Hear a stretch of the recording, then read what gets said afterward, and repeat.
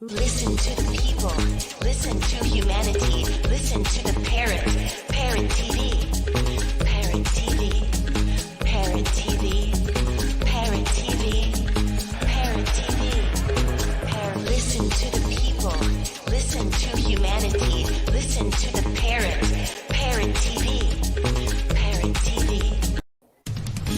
Hi, I am Dustin Pickering from Parrot Literary Corner. You know me, your noble and honest host, and I've got exciting news for you. Last anthology, Series 1, The Literary Parrot, did such a great job. We wanted to continue to provide this community service to our viewers and to our contributors to the program. So please get up and get a copy immediately. You know, if you're in this book, you want to get a copy. If you're not in the book, you want to get a copy and see what we're doing. You want to be excited with us. We want you on this program, and we hope to see you sometime soon on The Literary Parrot. You have to get your hands on this copy. It's amazing. It's an absolutely beautiful anthology. Do you know that there is a publishing company that wants to make life easier for you as a writer? This publishing company is called World Inkers Printing and Publishing. We publish in all different languages, and we're looking for writers of all genres, all formats. We're looking for scholars, ghostwriters, playwrights, poets, short fiction, novelists, you name it. We're looking for anybody who is interested in writing and the craft of writing to be in touch with us. You can reach us at info.worldinkers@gmail.com. With World Inkers Printing and Publishing, you do not require a lot of money to publish with us. Contact us today at info.worldinkers@gmail.com. Become a winner with other authors at World Inkers Printing and Publishing. Give us a shot. We will surely finish you. Hello, welcome to World Inkers Network. I'm Dustin Pickering, your noble and honest host, and this is episode 247 of this program. Today we have Halle Prenata. She/her enjoys writing short romance, sci-fi, and horror stories, along with poetry, and she gets her ideas from random life experiences and fan fiction. When she's not writing, she's either watching YouTube or playing Animal Crossing. She also enjoys theater, music, and petting her cat, and is very passionate about social justice and human rights, especially LGBTQ plus rights. She had works published in various literary magazines, such as The Hearth magazine, Right Now Lit, and CP Quarterly, and her debut chapbook, Heart the Emoji, is currently out with Alien Buddha Press. Her Twitter handle is @yatheaternerd, and you can check out more of her work at sites.google.com/view/Halle Prenata/home. Thanks for joining us on the program today, Halle. And I'd like to give a shout out to Fizza Abbas, who is the original where I found out about you, and also to Annette Tarpley at Passion of Poetry for suggesting our poet from Saturday. So tell us a little bit about how, what are you up to today? I heard it's your first day of college, and I'm sure you're pretty excited about that. Yeah, today's first day of school, college. I go to Kenyon here in Ohio. And yeah, just been doing a lot of running around. It's really cold. I woke up this morning and there's like inches of snow on the ground. That was great. Wow. So yeah, just started school. Excellent. So it's exciting. It's a new experience, and I hope you enjoy it. And so my first question for you is, as a poet and from a poet's perspective, what do you see that could use improvement in the world?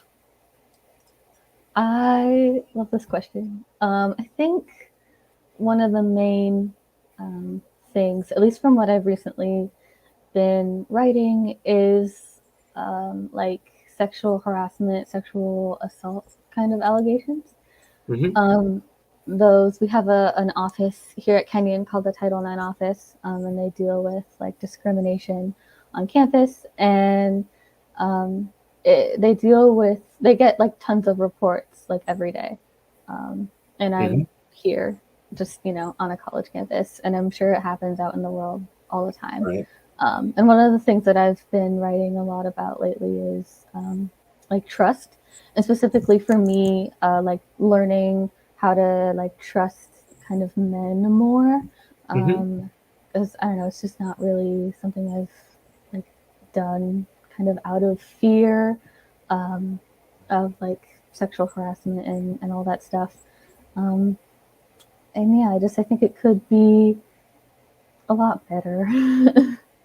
I think so too. I think people can, in general, just mutual respect between people, especially when there's differences between them, whether it's gender or sexuality or race or any number of things, that we could all benefit from the cultural exchange and the general human exchange between people. And I think it's good that, you're confronting that in your writing.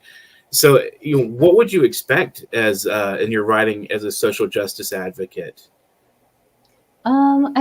I write a lot about being queer, Hmm. just because it's just a very big part of my life, and it's not something that even today in 2022 we don't really talk about all that much. We're still kind of having the battle of having good LGBTQ plus representation, Hmm. and I don't know. Sometimes I want to be the one to give that representation to other youth because I think it's really important. Um, I I talk a lot about like when it comes to being LGBTQ plus, mainly more the like relationship side of things. Hmm. I don't really talk about like discrimination or like kind of that stuff all that much. But I do think that it's important, and I have seen other poets who have talked about that sort of thing. Hmm. And I think it's important. I think so too. It's definitely, it can be intimidating to have a different perspective and a different nature than the norm, what we consider the norm.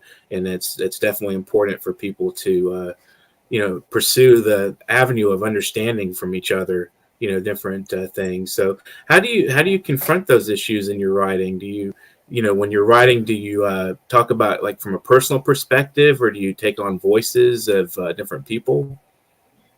Yeah, usually I just confront it head on. I think sometimes like putting a character to it, putting another voice to it can be helpful. But I know for me, I just kind of write about it head on because that's just what's kind of easiest for me writing wise. Hmm. So what are you expecting from your college, Kenyon University, or Kenyon College? What are your expectations for a liberal arts education? A lot of like diverse, a, a wide range of classes, which I guess theoretically I'm taking a wide range of classes this semester. I have a stats Hmm. class and an English class and a photography class. Like I've got all kinds of things going on. Um, and yeah, just like a diversity um, in education and different topics. Interesting. I think that it's definitely good to have a good rounded education. What about do they have like physical classes like athletics, or do they have like a sports team that you want to participate in? Maybe. There are sports on campus. I'm not interested really in being in any of them, Hmm. but there are sports on campus that you can be a part of. Excellent. So, do you anticipate maybe getting involved in the Kenyon Review and being an assistant editor or something of that nature, and to learn a little bit about the ropes there? Yeah, it's definitely something I'm very interested in. There's the Kenyon Review. There's tons of like lit mag kind of spaces here on Hmm. campus as well that are student run. I'm all about like doing all that. There's actually a organization here on campus. It's called the Long Hmm. Dog Collective, and they're great. And I did a little bit of things with them last semester, and they're great. And I really like reading everyone's like submissions that come in. That's what really makes me happy. I love trying to publish other voices because I think other people's voices are really important. Um, Hmm. and I just really like reading all of the submissions that we get. That's great. Do you have a preference for style when it comes to poetry? Is there like a form you like to read, or is there a particular kind of approach to verse that you enjoy the most? I don't think so. I'm kind of open to all Hmm. forms.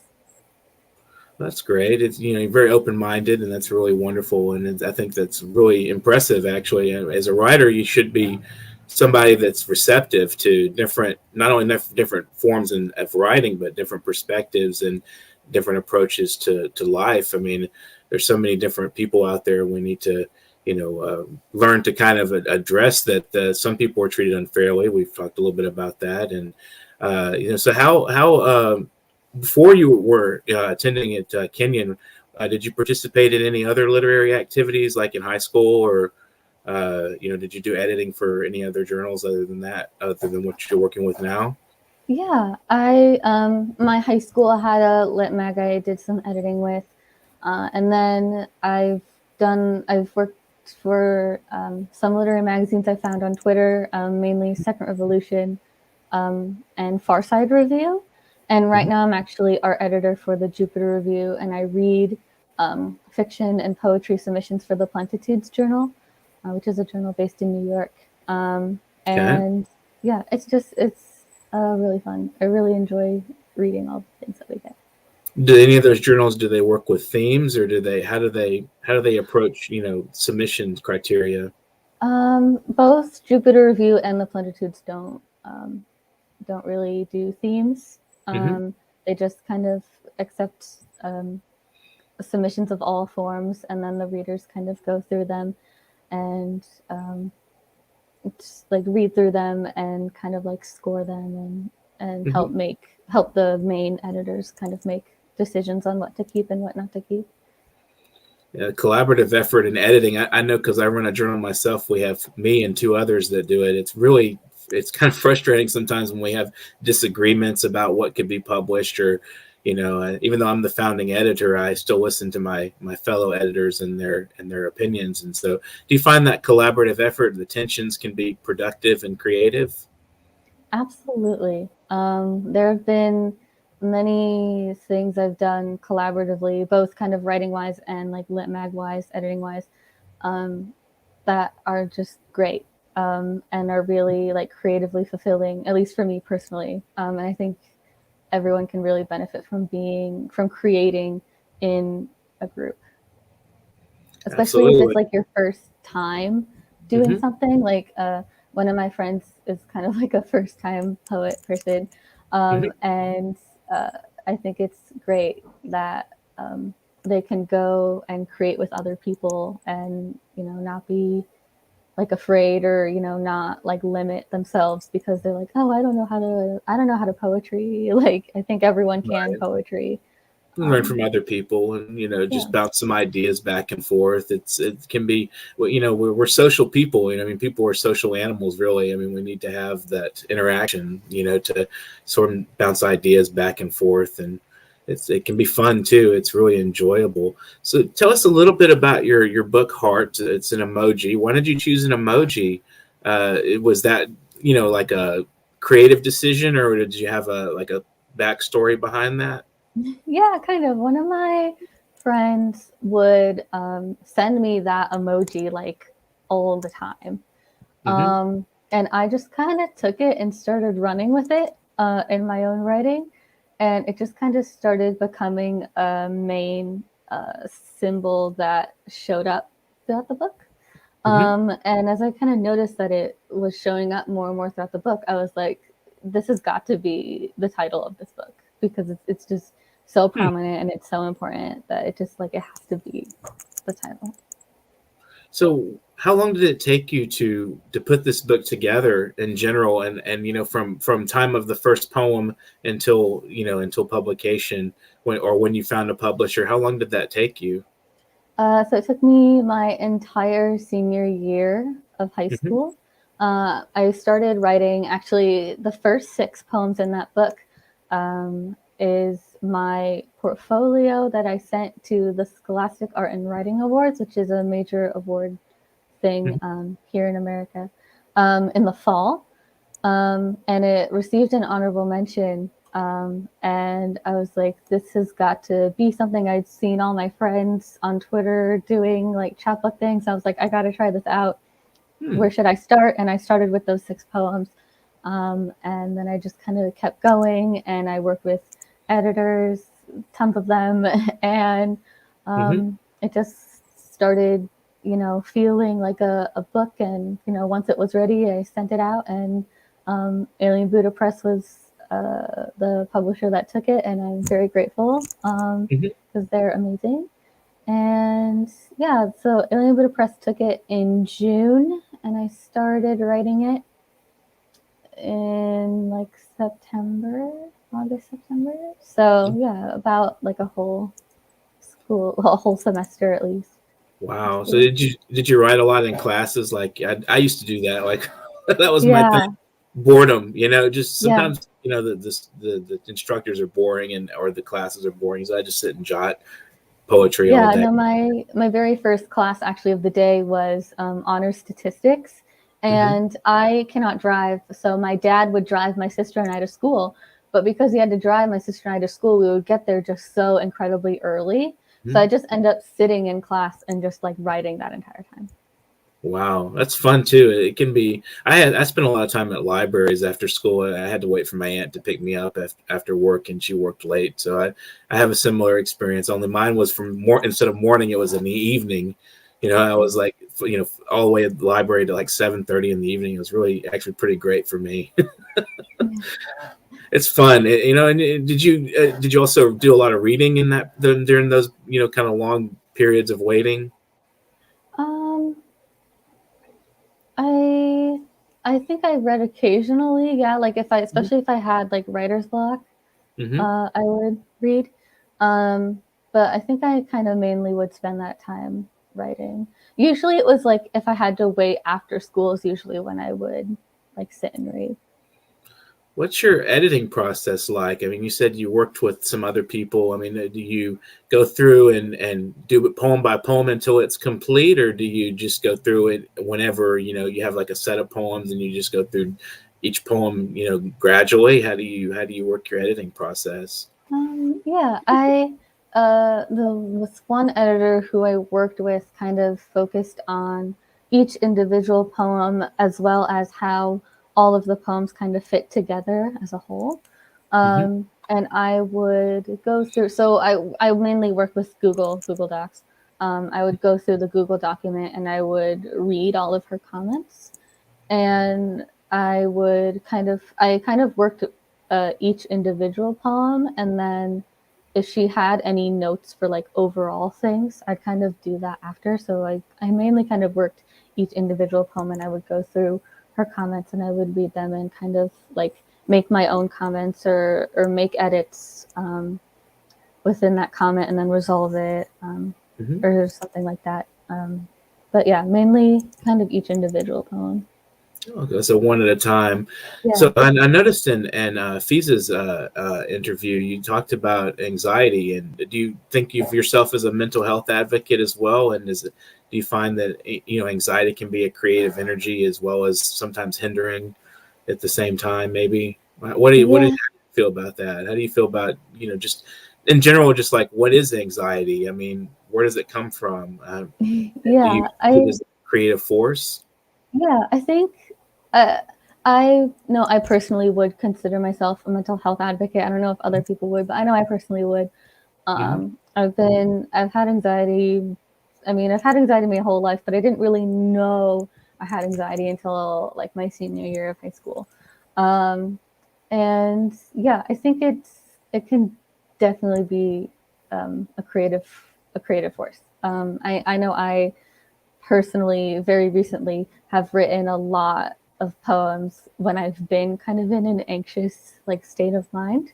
And I've written about anxiety. I have a poem called Detachment from Reality that I wrote last semester, where I was just like, I don't know, I was just in this situation where my brain started like detaching from what was around me. And I was like, I need to write about this because I don't, that's not something that like regular people go through and they need to know about it. So I wrote about it. But yeah, I definitely think it can be a creative force. I know it's a creative force for me. I think I don't know if some of my best poems have come from when I'm writing in an anxious state, but I definitely know that there have been many poems that I have really liked that have come from when I've written in an anxious state. And you write fiction as well. Tell us a little bit about your fiction. What do you write about? Where do you get your ideas from? I don't write a ton of fiction as I used to anymore, but I would really get a lot of my ideas from like what was happening around me, or like what I was feeling. Like I remember one, I remember maybe like a year or so ago, a couple of years ago, I knew these three adults, and they really helped me a lot through my time knowing them. And it was around Christmas time, and I was like, I know what I'm going to do. I'm going to write a story for all three of them, and I'm going to give it to them as a Christmas present. So I kind of took what I, knew about them and what they looked like and how I knew they acted like and everything. And I just kind of like threw them into a story, and I just kind of made up the world around them. And it was really fun. I had a lot of fun making those stories. I really like making stories for my friends and for the people that I care about. Interesting. What kind of what sort of I guess you could call it genre would you say you write in? Yeah, that's a good question. No, I guess fiction wise, it's been a while, but I guess fiction wise, either like romance or like science fiction. Hmm. Sometimes both in one story. So how do you approach your science fiction? That's interesting. Or do you combine the genres, or how do you decide? I mean, do you sit down and decide what you're going to write, or does it just kind of flow out of you? A lot of the times it just like flows out. Like one of the stories, a lot of the things that I do actually is in my fiction. Usually when I'm writing science fiction, I take my anxiety and I kind of make it like a supernatural, paranormal kind of thing in the story. Hmm. And it'll almost be, like this character. And it kind of helps me like wrap my head around my anxiety sometimes because I make it so that it is separate from me, and I can just kind of like work through it. That's And interesting. yeah, I think that's where a lot of my like sciencey fiction kind of Hmm. comes from. Interesting. Well, we're going to take a brief break, and we'll be right back with some of your poetry, and we can't wait to hear it. We're watching World Inkers Network. Thanks to our viewers today. Remember, you can leave comments. So do you know that there is a publishing company that wants to make life easier for you as a writer? This publishing company is called World Inkers Printing and Publishing. We publish in all different languages, and we're looking for writers of all genres, all formats. We're looking for scholars, ghostwriters, playwrights, poets, short fiction, novelists, you name it. We're looking for anybody who is interested in writing and the craft of writing to be in touch with us. You can reach us at info.worldinkers@gmail.com. With World Inkers Printing and Publishing, you do not require a lot of money to publish with us. Contact us today at info.worldinkers@gmail.com. Become a winner with other authors at World Inkers Printing and Publishing. Give us a shot. We will surely finish you. Contemplation of a phoenix in flight for Annette. On the wings of doves you fly. In freedom you have found an extraordinary voice. Celebration of your journey's path is freedom defined.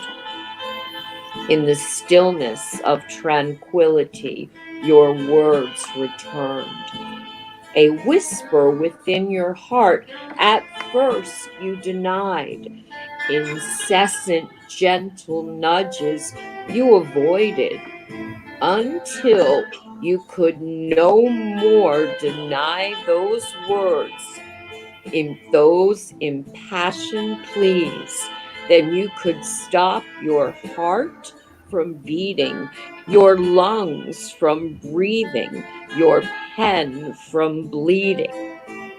Every brilliant word, crafted sonnets and stanzas, awaited, welcomed, inspiration accepted. Your declaration, drafted in tears while haunted by fears, now an affirmation of strangers everywhere. Celebrate freedom earned, blessings of lessons learned. Like the lotus, your greatest gifts grew greater in the ooze of mud.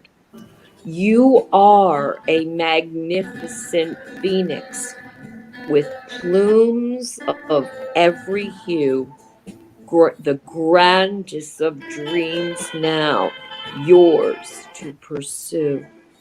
A vibrant blossom ablaze with fiery gems, your magical words. A beautiful phoenix soaring, tall, strong, proud, no doubt at all. Most magnificent of birds, most beautiful of all. Welcome back to episode 247. We have Halle Prenata with us today, and she's going to read us some of her fine work that she's written from her book, Heart the Emoji. So go ahead and read us a poem or two. Can't wait to hear it. Thanks. This isn't actually from my book. This is the one poem I was talking about earlier. It is called Detachment from Reality. Okay, great. Snapshots of moments I don't remember. Time shifting slowly. The minute hands tick, tick, ticking, sprouting wings to fly away, but is stuck on its harness on the wall. Snapshots of moments I don't remember move past my eyes like old claymation movies. Move, click, move, click, move, click, time shifting. Snapshots of moments I don't remember turn to dust and fly away. That is that poem. And then this poem is one I wrote fairly recently. It's called The Room. I let you into the quiet room of my mind, void of people. I build in this room. I create in this room. This room is full of my words that I pull from inside myself. This room has poems strewn about the floor and art hanging limply on walls. This room is my palace, a place where I can just be and create without influence or distraction. I have let you into this room too many times to count. You're a regular visitor here. I welcome your presence with open arms, wide hands, and glittering smiles. One day, you invited someone into this room, and I looked at them with narrow eyes, scour on my face, scowl in my heart, my claws bearing the glittering sun streaming in through the windows. I wasn't ready for new people inside my root yet, but you guided him to me with open hands and a rare smile, showed him to me from a different angle, a new perspective, a wrinkled black sweater and tired eyes with looming bags, and I reached out my hand and welcomed him into the room with us. You taught me to trust more, that maybe I can let the men I fear into my room, that maybe they can respect my poems on the floor and art on the walls, that maybe men are just as capable of respect and being good people as you are. Maybe I do not need to fear men. Maybe I can open up my arms and say, welcome, have a seat, make yourself comfortable. Maybe I can trust others with more than just my heart. Do I have time for one more? Yeah, sure. Do another one. This one is called Rivers of Love, also one that I wrote very recently. Okay. It's a I am recent work. searching for you. I am searching for you in words, hunting through them for some sense of you, searching for the curious glow in your eyes that captivated me the first time I saw them. Your wild hair and messy skin and starstruck wonder at everything that could possibly exist, the little smirks you get while reading out loud, and your voice as calming as running rivers in nature, beauty just discoverable to any eye who wishes to behold it. Your imperfections reminding me you are still human, that I don't know what to expect in this next step, and it makes me scared, and I'm wishing you were here to make it better, but I know you can't, and that's okay. I will learn one day to stop being so dependable on other people. I will learn one day to stop loving what I cannot reach. I will learn one day that water always slips through my fingers every time I go to reach for it. But today, searching for your age freckled skin and glowing brown eyes and wild black hair and curious starstruck wonder, all the things that make you, you, in these words, I know today is not that day. Today, I hold water in my hands, watch it slip through my fingers like sand, realize I will only be able to hold on to you through my words. Realize I will never be able to see the real you, like how everyone sees colors differently, rods and cones creating paintings of vivid color that are different to all eyes, yet still absolutely beautiful. Realize that love will always be weird. Always not make any sense. Always show up when I least expect it to. Doesn't have a one sentence fits all definition. Doesn't help, doesn't care who, what, when, why, or how, yet somehow will always be true. At least for me, I still don't understand love yet. What it is, who it's for, but what I do know is that as I search for you in these words, find little fragments of your glowing brown eyes and wild black hair and voice as calming and voice like the calming rivers of the canals, I know I have grown to love you. I just wish I knew how. Thank you. It's a very humble poem. I like that. It's very nice. Thank you for sharing that one. It's a very nice love poem. Excellent. And we touched on a lot of themes like anxiety, and then we went into the trusting men, what we talked about at the beginning. That was quite interesting. Do you ever read live, like to an audience, or have you ever tried that? Yeah, I have. I Okay. did a little bit last semester, and I've done a little bit at like open mics and things here and there. Oh, did you enjoy it? Yes, I love performing my work so much. Excellent. Yeah, you do very good. It's very emotive. I can feel the flow of what you're saying, and so I think you do an excellent job. And so, do you ever like when before you go to an open mic, do you practice reading, in front of a mirror or anything like that, or do you just go up and just present? I want to get to a point one day where I can go up and have like a good poem memorized and be able to do it. But usually I just show up with my iPhone. Right.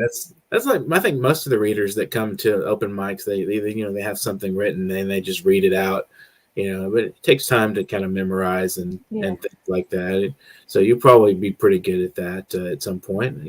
So where do you see yourself in? I don't know, as a writer, like in maybe like 5-10 years between that time period. Do you have any anticipations of finding like are you looking for bigger publishers like outside the indie market, or are you still kind of like shopping around for other publishers in the indie field, or what are you planning to do for your writing career in the future? Yeah, I would love to work with bigger publishers at Hmm. some point. Probably, I'm sure. I am pretty much always writing something all the time. But Right. I think uh, right now I see myself like working for like a magazine, kind of like Kenyan Review ish, either like editing or like kind of staff writing or something like that. Mhm. And I also really, really, really want to teach like young queer kids, kind of like middle school, high school age, creative writing. I From my personal experience, there are so many young queer kids who makes so much amazing art and Mhm. poems and stories, and they need to be fostered somewhere. And I want to do it because they're amazing, Excellent. and they're amazing. I don't know. Like I said, I'm always writing, so I think that's Mhm. kind of mainly where I see myself. So is teaching young people and nurturing their talents and maybe pursuing an avenue at a bigger publisher of some kind, where you'll have your work out in the mainstream, maybe. Yeah. Excellent. So, what would your last final words be for our audience today, our viewership? We have a couple of people watching now. I think, what would you say to them as writers, as viewers that are interested in your work, in general? That's a good question. I uh, I think I have two things. Okay, One, like I said, writing all the time in the works. There's going to be more from me. You will see me all the time. wonderful. And two, just like be looking out for things. And Mhm. two, if you want to follow me, my Twitter was said earlier, but it is at YesTheaterNerd. I made it forever ago. Don't ask. And my website is a Google site, sites.google.com/view/my name, HALLEPRENETA All my things are on there. You can check it out. There's gonna be super fun things. And two, if you are like an aspiring writer person, Mhm. I really think that the most difficult thing, honestly, sometimes even for me, is just starting. But Mhm. really, once you just start and keep going, you're gonna go so far. Excellent. So the preparation, getting started, it is a task. It's hard to sit down and write. I think I ask one more question. Like, what are your daily writing habits? You say you write all the time. Do you have a time where you sit down and write, or do you just like whenever a moment strikes, when you have the free space to sit down and jot a couple of ideas down, or how do you go about that? Yeah, usually it's whenever the moment strikes, but kind of recently I've mainly been noticing like at night, Mhm. especially kind of around like 8, 9 p.m. ish, when I'm done with school and done with everything I need to do. I'll usually sit on my bed and I'll pull up a notes app and I'll like idea it, or I have a document in Google. It's called my ideas page, and it's just full of like quotes or lines that I've come up with throughout the day, and I'll just like sit and kind of work with what I have, even if I don't, have a finished poem by the end. At least it's, something that is starting and something I can work on throughout like the week. That's good. That's good to keep inspired. I'm impressed that you're just constantly coming up with new ideas and generating new ideas. Would you like to give any shout outs or like say hello to anybody while you're on the program, or any thank Um, yous? Not really, I guess, other than all the mainly like women who inspire me. There's so many of you. I love all of you. All of you are great. And I'm very happy to know all of you. All of you have gotten me to where I am today, and I couldn't be more grateful for that. So thank you. Excellent. Well, it was nice talking with you today, Howie. It's You too. been wonderful. I would learn quite a bit from you, and I hope you continue to be inspirational for others and keep writing and see a lot of success and get a good degree and move forward and everything that's, hopefully you'll do. I think you'll do a great job. You're very dedicated, so it's wonderful. This has been episode number 247 of World Inkers Network, and we were glad to have viewers today. If you haven't, subscribe, like, share, and comment. We'd love to hear from you guys out there who are, watching the program. If you want to drop a few notes during the program sometime, we would love to hear from you, and subscribe to our channel. If you'd like to donate a little money to us, we definitely could use it. We want to keep our programming live and active. So you can do that at paypal.me/nyparrot. That's paypal.me/nyparrot. And again, if you want to be on the program, I'd love to have you as a guest, and we'd love to have you at World Inkers Network. You can send your bio, samples of your work, and a paragraph or so of your writing or a couple of poems to literarycorner@newyorkparrot.com. It's been wonderful and pleasant talking with Halle Prenata today. Go back and watch at the beginning if you missed it. And thanks to our Passion of Poetry group again, and thanks to Fiza Abbas. I would like to thank her for presenting me with Holly's interview and getting her connected with me to do the interview. So thank you very much. And if you guys out there, if you're sitting down, hey, get to writing. Have a great afternoon. Wonderful day. My body is a bundle of nerves ready to explode. I'm at that age where I appreciate every sunrise, sunset, and all the hours in between. The age that causes me to notice the rhythmic timing of each breath. A reminder to thank God for granting me another day. I'm at that age where joints begin to stiffen and maybe I don't move as fluently as I did at 22.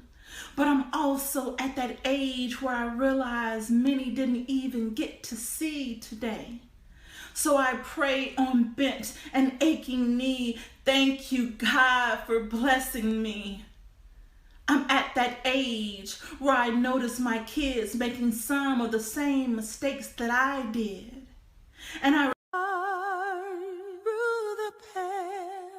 Listen to the people. Listen to humanity. Listen to the Parrot. Parrot TV. Parrot TV. Parrot TV. Parrot TV. Parrot TV. Do you know that there is a publishing company that wants to make life easier for you as a writer? This publishing company is called World Inkers Printing and Publishing. We publish in all different languages, and we're looking for writers of all genres, all formats. We're looking for scholars, ghostwriters, playwrights, poets, short fiction, novelists, you name it. We're looking for anybody who is interested in writing and the craft of writing to be in touch with us. You can reach us at info.worldinkers@gmail.com. With World Inkers Printing and Publishing, you do not require a lot of money to publish with us. Contact us today at info.worldinkers@gmail.com. Become a winner with other authors at World Inkers Printing and Publishing. Give us a shot. We will surely finish you. Listen to the